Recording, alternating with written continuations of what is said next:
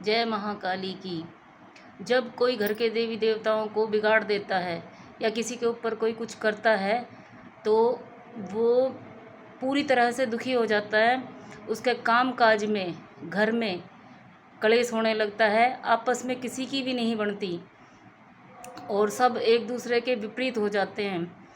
प्रेत जब घर के कुल देवी देवताओं को कोई बांध देता है और उन्हें गंदा खिला के उन्हें खराब कर देता है, उस अवस्था में भक्त को अपनी काट करवानी चाहिए, या जो आम जनता है उन्हें अपने अच्छे जो उनके वहाँ के साधक हैं उनके पास जाकर उनको शुद्ध करवाना चाहिए। और सबसे पहले तो अपनी काट करवानी चाहिए। काट करवाने के बाद फिर देवता शुद्ध किए जाते हैं।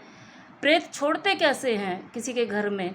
प्रेत छोड़ने का मतलब ये है कि उनके घर के जो पितृ हैं, कुल देवी देवता हैं, उनको गंदा कर दिया जाता है और उन्हें गंदगी खिला के उनके घर के विपरीत कर दिया जाता है, जिससे कि वो अपने ही देवी देवता और अपनी ही शक्तियाँ इंसान को खुद ही बर्बाद करने लगती हैं।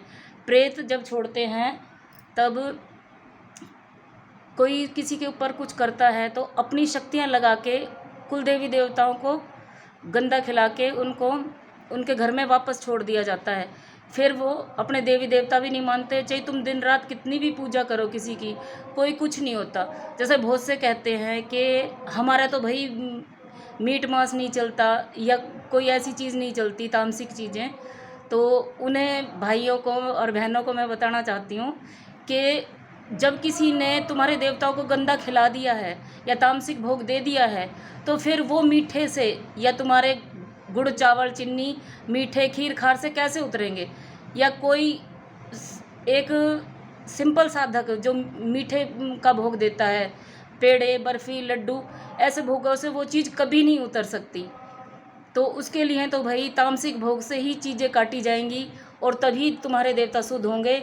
शुद्ध अगर जिस भक्त को भी अपने देवी देवता शुद्ध करवाने हैं और अपनी शक्तियाँ खुलवानी हैं तो इस नंबर पे संपर्क करें। जय महाकाली की, जय हो शमशान वासिनी की, जय काली खप्पर वाली की, जय माता की। सभी भक्तों को राम राम।